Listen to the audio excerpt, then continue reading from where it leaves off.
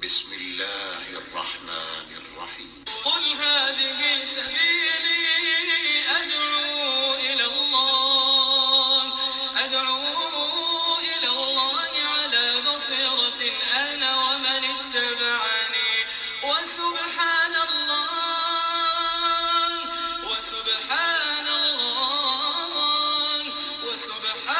الله وما أنا من المشركين.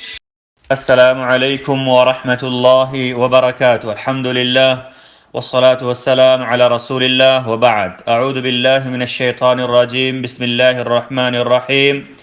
ساتویں حدیث قرآن پر عمل کے وجوب کا بیان. عن ابی موسیٰ الاشعری رضی اللہ عنہ انہ قال قال رسول اللہ صلی اللہ علیہ وسلم القرآن حجۃ لک او علیک. الحدیث رواہ مسلم. ترجمہ: حضرت ابو موسیٰ اشعری رضی اللہ تعالی عنہ سے روایت ہے کہ اللہ کے رسول صلی اللہ علیہ وسلم نے ارشاد فرمایا، قرآن یا تو تمہارے حق میں حجت ہوگا یا تمہارے خلاف. الحدیث مسلم شریف کی روایت ہے. تشریح: اس حدیث میں قرآن پر عمل کے واجب ہونے اور اس کے احکام و منہیات کو لازم پکڑنے کی ضرورت پر دلیل ہے، اور یہ بتایا گیا ہے کہ وہ اپنے اوپر عمل کرنے اور اپنی اتباع کرنے والوں کے حق میں گواہ اور سفارشی ہوگا، جبکہ وہی اس پر عمل اور اس کی اتباع نہ کرنے والوں کے خلاف گواہی دے گا. سلف میں سے بعض کا کہنا ہے کہ جس نے بھی قرآن کی مجالست اختیار کی وہ جیسا کا تیسا نہیں رہ سکتا، یا تو اسے فائدہ ہوگا یا نقصان. پھر انہوں نے فرمان باری تعالی وَنُنَزِّلُ مِنَ الْقُرْآنِ مَا هُوَ شِفَاءٌ وَرَحْمَةٌ لِّلْمُؤْمِنِينَ وَلَا يَزِيدُ الظَّالِمِينَ إِلَّا خَسَارًا کی تلاوت فرمائی. قرآن کے نازل کرنے کا سب سے بڑا مقصد اس کے خبروں کی تصدیق کرنا، اس پر عمل کرنا، اس کے احکام کی بجاوری اور منہیات سے اجتناب کرنا قرآن کے نزول کا سب سے بڑا مقصد ہے. واضح رہے کہ اس کے نزول کا مقصد صرف لفظی تلاوت یعنی قراءت صحیحہ، جس میں قاری اللہ اور اس کے کلام کی ادب و تعظیم کے خاطر بہترین صفات اور اشرف ترین خصلتوں سے متصف ہو. بلا شبہ اگرچہ یہ بھی مطلوب ہے، مگر اس کے علاوہ حکم تلاوت بھی ضروری ہے، جس پر بندے کی فلاح و کامرانی کا مدار ہے، اور وہ ہے قرآن کریم کی تعلیمات کی پیروی کرنا. شیخ الاسلام ابن تیمیہ رحمہ اللہ نے ذکر کیا ہے کہ جب لفظ التلاوہ مطلق طور پر آئے، جیسا کہ فرمان باری تعالی الذین آتیناہم الکتاب یتلونہ حق تلاوتہ میں ہے، تو اس میں قرآن پر عمل کرنا بھی شامل ہوتا ہے. صحابہ اور تابعین نے بھی اس کی ہو بہو اسی طرح تفسیر کی ہے. عبداللہ بن مسعود رضی اللہ تعالی عنہ فرماتے ہیں، اس ذات کی قسم جس کے ہاتھ میں میری جان ہے، حق تلاوت کا مطلب یہ ہے کہ اس کے حلال کو حلال، حرام کو حرام سمجھا جائے، اور جیسے نازل ہوا ہے اسی طرح اس کی تلاوت کی جائے، نہ اس میں کسی قسم کی تحریف کی جائے اور نہ ہی اس میں کسی قسم کی غلط تعویل کی جائے. حضرت مجاہد رحمہ اللہ فرماتے ہیں کہ یتلونہ حق تلاوتہ کا مطلب ہے کہ وہ لوگ حقیقی طور پر اس کی اتباع کیا کرتے ہیں. اس امت کے سلف صالحین کا یہی طریقہ کار تھا. انہوں نے قرآن کو سیکھا اور زندگی کے تمام مراحل میں اس پر عمل بھی کیا. حضرت عبداللہ بن مسعود رضی اللہ تعالیٰ عنہ فرماتے ہیں کہ ہم میں سے کوئی شخص جب 10 آیتیں سیکھتا تو اس کے معنی کو سمجھنے، اس کو زیر عمل لانے سے پہلے آگے نہیں بڑھتا تھا. اسی طرح ابو عبد الرحمن السلمی نے بھی فرمایا ہے، جو کہ کبار تابعین میں شمار کیے جاتے ہیں. لہذا قاری قرآن اور اس کے حافظ کو چاہیے کہ وہ اپنے آپ میں اللہ تعالیٰ سے ڈریں، اپنی قراءت کو اللہ کے لیے خالص کریں، اس پر عمل کریں اور قرآن کی مخالفت اور اس کے احکام و آداب سے روگردانی سے بچیں، تاکہ انہیں وہ پھٹکار لاحق نہ ہو جو یہود کو لاحق ہوئے تھے، جن کے سلسلے میں اللہ تعالیٰ نے ارشاد فرمایا مثل الذین حملوا التوراة ثم لم يحملوها كمثل الحمار يحمل اسفارا واللہ اعلم. اے اللہ ہمیں اپنے کتاب کی اس طرح تلاوت کرنے کی توفیق دے جس سے تو راضی ہو، اور ہمیں ان لوگوں میں سے بنا جو اس میں ذکر شدہ حلال کو حلال اور حرام کو حرام سمجھتے ہیں، اس کے محکم پر عمل کرتے ہیں اور متشابہ پر ایمان رکھتے ہیں، اور جس طرح تلاوت کا حق ہے اسی طرح تلاوت کرتے ہیں۔ اے اللہ ہمیں، ہمارے والدین اور تمام مسلمانوں کی مغفرت فرما، آمین۔ 8ویں حدیث، اللہ کی راہ میں خرچ کرنے اور سخاوت کا بیان۔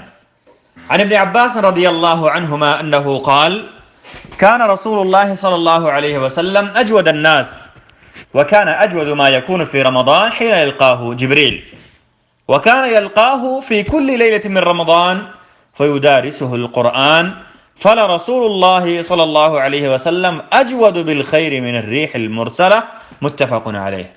ترجمہ، حضرت ابن عباس رضی اللہ عنہما سے روایت ہے کہ رسول اللہ صلی اللہ علیہ وسلم لوگوں میں سب سے زیادہ سخی تھے، اور رمضان میں حضرت جبریل سے ملاقات کے وقت آپ اور بھی سخی ہو جایا کرتے تھے۔ حضرت جبریل علیہ السلام آپ سے رمضان کی ہر رات ملاقات کرتے اور آپ کو قرآن پڑھایا کرتے۔ پس آپ صلی اللہ علیہ وسلم خیر کے سلسلے میں تیز آندھی سے بھی زیادہ سخی ہوا کرتے تھے۔ متفق علیہ روایت ہے۔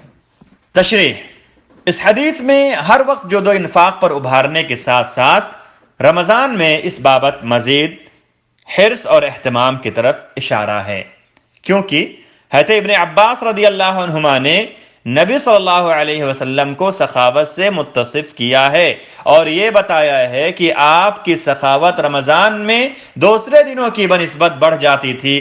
پھر انہوں نے آپ صلی اللہ علیہ وسلم کی سخاوت کو تیز آندھی سے مشابہ قرار دیا ہے۔ اس کا معنی یہ ہوا کہ آپ سخاوت کے لیے جلدی کرنے میں تیز ہوا سے بھی بلند رفتار تھے۔ ریح مرسلہ سے تعبیر کرنے میں گویا رحمت کے ساتھ اس کی ہمیشگی اور آپ کے سخاوت سے عمومی نفع کی طرف اشارہ ہے، جیسا کہ تیز آندھی جہاں بھی چلتی ہے وہاں وہ سب چیز کو ڈھانپ لیتی ہے، سب چیز کو شامل ہوتی ہے۔ سخاوت کا مطلب نوازش کی وسعت اور کثرت ہے، جس میں صدقہ اور دیگر خیرات اور بھلائی کے ابواب شامل ہیں، جس میں صدقہ اور دیگر خیر و بھلائی کے ابواب شامل ہیں۔ اس حدیث سے ہمہ وقت سخاوت پر ابھارا جانا اور رمضان میں اس سلسلے میں مزید حرص کا حکم بھی معلوم ہوتا ہے، اس لیے کہ اس ماہ میں سخاوت کی بہت اہمیت ہے اور اس کے کافی فائدے بھی ہیں۔ حضرت انس رضی اللہ تعالیٰ عنہ فرماتے ہیں کہ رسول اللہ صلی اللہ علیہ وسلم سے اسلام کے بدلے جو بھی سوال کیا جاتا اسے دے دیتے تھے۔ وہ فرماتے ہیں کہ ایک دفعہ آپ صلی اللہ علیہ وسلم کے پاس ایک آدمی آیا جسے آپ نے 2 پہاڑیوں کے درمیان بھر جانے کی تعداد میں بکریوں کے ریوڑ عطا کر دیے، لہٰذا اس نے اپنی قوم کے پاس جا کر کہا، اے میری قوم کے لوگوں اسلام لے آؤ، کیونکہ محمد اس آدمی کی مانند عطا کرتے ہیں جسے گویا فاقے کا خدشہ ہی نہ ہو۔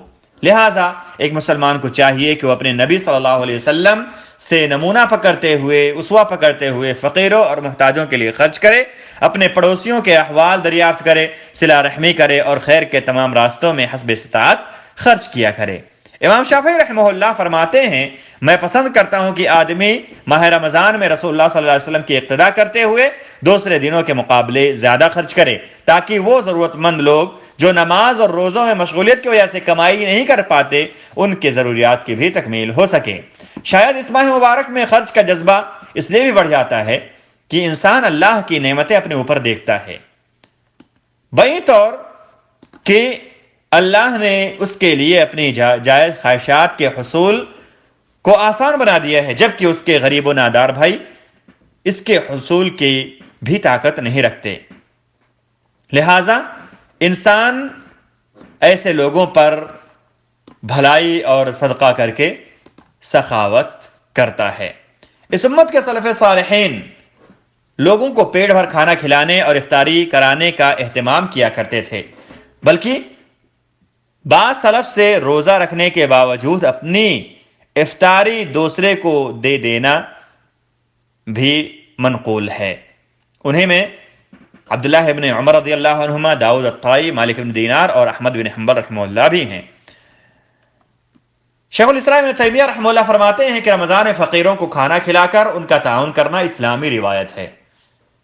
رمضان میں صدقہ کرنے کے طریقوں میں سے یہ بھی ہے کہ کھانا پکا کر محتاج خاندان تک پہنچا دیا جائے یا انہیں کھانے کی دعوت دے دی جائے، لیکن جو اس کے علاوہ کوئی ایسا کام کرنا چاہے جو اہل حاجت کے لیے، ضرورت مندوں کے لیے زیادہ نفع بخش ہو، جیسے نقدی پیسے دینا یا کپڑے یا کھانے کی چیزیں دینا، جس سے وہ لمبی مدت تک استفادہ کر سکے، تو یہ سب سے بہتر ہے، اس لیے کہ مقصد دینے والے کو ثواب اور فقیر کی ضرورت کو دور کرنا ہے۔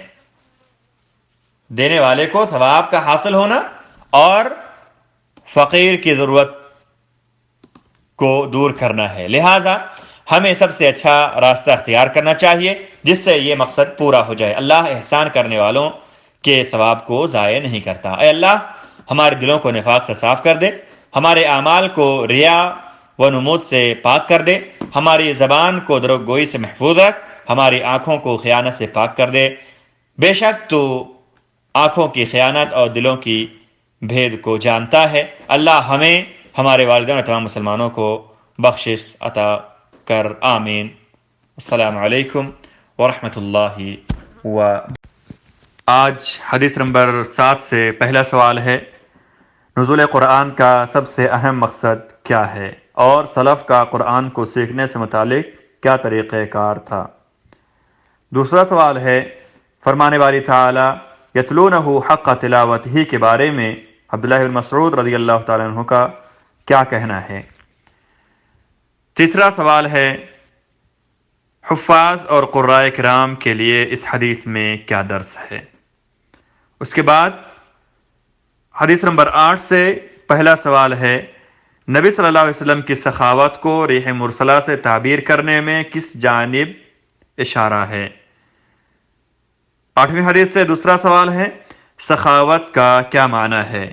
اسی حدیث سے تیسرا اور آخری سوال ہے، اس حدیث میں ہمیں کیا سبق ملتا ہے؟ اس حدیث سے ہمیں کیا سبق ملتا ہے؟